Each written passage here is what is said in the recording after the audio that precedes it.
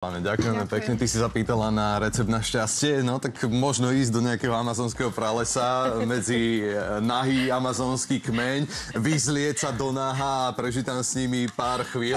Neviem. Takto si ho pamätáme však, že nášho hostia Miško Hertlík je medzi nami. Ahoj, čau. Vítame Dobré ráno, ahojte. No, toto je napríklad tá story, alebo ten príbeh, o ktorom si nám rozprával naposledy. A to nám utkvelo. Áno. Lebo bolo videli to už sme aj tie trošku fotografie. dávno, To bolo už dávno. Ale pamätáte si. Ja som ich nevidel, takže ty si ich nakoniec poslal, lebo ty si ich pýtala. Dobre, to si vybavte. To si vybavte. A ja som chcel len povedať, že určite kľúč a cesta ku šťastiu je aj to, že môžete cestovať a môžete cestovať naozaj do krajín, o ktorých ste doposiaľ iba snívali, čítali a pozerali si obrázky a Miško si plní taký svoj cestovateľský sen a aktuálne sa vrátil tento rok zo Salvadoru a o Salvadore teda veľa toho Slováci asi nevedia. Predsa len nie je to až tak turisticky navštevovaná krajina ako ostatné, čo sa týka tej Latinskej Ameriky. No tak rozprávaj, čo všetko si tam zažil, ako to na teba celé pôsobilo. No, Salvador bol jedným slovom úžasný. Ja som si až nikdy vlastne nepredstavil, že taká malinká krajina, ktorá sa tam ukrýva niekde v strede Strednej Ameriky, ktorá je vlastne viac ako dvojnásobne menšia ako Slovensko, ukrýva také veci, ktoré naozaj skrýva a tá krajina je magická, mali by ju Slováci a nielen Slováci, ale celý svet čoraz viac navštevovať. Oni sa o to snažia, ale bohužiaľ Salvador má históriu, akú má, ktorá je vlastne krvavá história gangov, násilia a rôzneho bezprávia. A stále je to tak, že je to jedna z najnebezpečnejších krajín sveta? No, ono sa to už trošku mení, ale samozrejme Salvador v našom ponímaní je veľmi nebezpečný. Prečo? Ale ja som si myslel, že bol ešte nebezpečnejší, ako som reálne zažil, pretože ja som sa tam cítil úplne bezpečne, ale stále je tam to také podhubie gangov, nikdy neviete, čo sa môže na ulici stať a tak ďalej. No, domáci si veľmi dávajú krajinu. pozor. Áno, ja som precestoval celý Salvador. A stretol si sa niekedy naozaj s tým, že si bol v nebezpečenstve? Úplne priamo nie. Ale raz, keď som schádzal z druhého najťažšieho vulkánu, ktorý som vyšiel a nebol tam absolútne nikto, iba ja a mladý sprievodca, tak zrazu nás obklúčilo nejaké 20-členné komando normálne z vojenskej armády, ozbrojení a tak ďalej. A dokonca až vlastne jedna z prvých vecí, ktoré povedali, že som musel spraviť, že vyzlieť sa. Zase. Chvála Bohu iba do pol pása, lebo vlastne oni si kontrolovali, že či mám nejaké tetovania, pretože tetovania sú vlastne symbolom gangovej kultúry, takže... My sme tam aj videli v takých záberoch tancujúcich ľudí v tradičných salvadorských kostýmoch, maskovaných tanečníkov a vraj si sa ty ako úplne prvý cudzinec do tohto obliekol. Tak ktorý, prosím ťa, z nich si ty? Ktorý skackajúci? Toto je akorát festival v meste Chiquilisko, to je vo východnom Salvadore, sú to náboženské patronátne oslavy, ktoré oslavujú miestneho patrona a je tam riadne veľké defile po vlastne celom mestečku a jednou z tých vecí, ktoré tam môžete vidieť, tak je toto zoskupenie tých tzv. Salvadorských historiantes, čo sú v podstate tanečníci ako keby histórie, ktorí vlastne znázorňujú svojim tancom a svojimi kostýmami ako keby taký boj medzi španielskými katolíckymi kráľmi a moslimami v 12. storočí. Vlastne vtedy to začalo, keď vlastne moslimi sa snažili ovládnuť Pyrenejský polostrov, tak oni to vlastne prebrali tú tradíciu a teraz to vlastne znázorňujú a ukazujú. No, ja som toto filmoval, takže ja som není žiadny z nich, ale potom som sa vlastne ocitol vlastne v dielni toho najväčšieho majstra v Salvadore, ktorý vyrába tieto masky, kostýmy a tak ďalej. No a tam som sa vlastne hodil do toho kostýmu prvýkrát ako prvý cudzinec.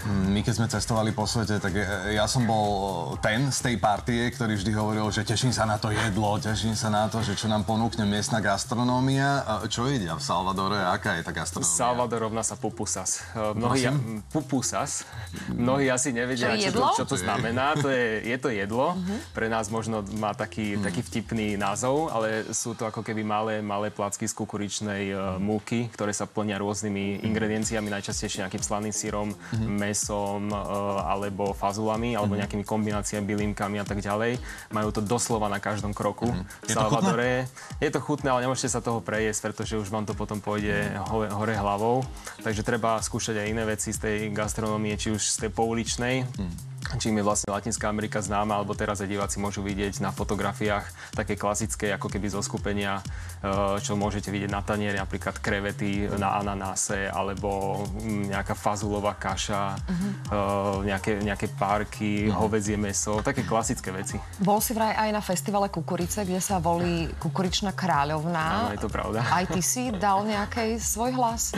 Nech sa podozrivo usmievaš, Michal. Ja som nedal žiadnej svoj hlas, ale mám ich krásne nafotené a sme sa s niektorými som sa dokonca spriatelil. No a bol to unikátny zážitok. To bola fakt naozaj maličká dedinka vo východnom Salvadore, sa volá, že Lolotíke. Tam proste nebol nikdy asi žiadny cudzinec, mám taký pocit. Takže keď ma tam videli domáci, tak nechápali, čo nejaký beloch s fotoaparátom tam robí. No a naozaj tam boli Kukuričná kráľovná spomedzi, myslím, že 10 kandidátok a každá má na sebe originálny, ručne vyrobený kostým, takmer celý z kukurice. Zo šupolia. Zo šupolia, z tých rôznych, no proste z celej kukurice, proste kompletne celú kukuricu využívajú a zvolili si svoju kráľovnu. No, ja keď som tak sledoval tie tvoje cesty, tak som bol trošku prekvapený, že ideš do Salvadoru a zrazu si sa ocitol v Berlíne, ale sa mi zdal ten Berlín taký trošku odlišný od toho, ktorý poznáme tu v Európe. Bol to salvadorský Berlín, takže aj Berlín sa nachádza v Salvadore. To bolo malé mestečko, hej? Malé mestečko a keď som vlastne zistil, že Berlín sa nachádza v Salvadore, no tak nechoď tam. Jasné. A ako sa dorozumievaš, prosím ťa, ty v tejto latinskej Amerike?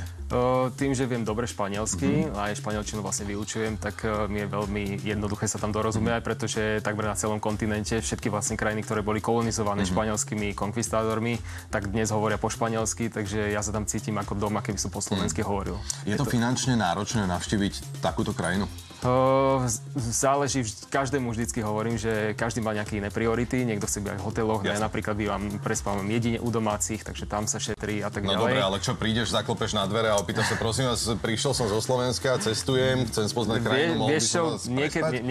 Niekedy to tak funguje, alebo napríklad človek ide na festival, sa tam s niekým zarozpráva a zrazu o 10 minút u neho býva, takže naozaj to tam tak funguje v tej Latinskej Amerike. Trošku by som sa bála. Ako teraz Michala, alebo tých domácich, ktorí ho pozývajú.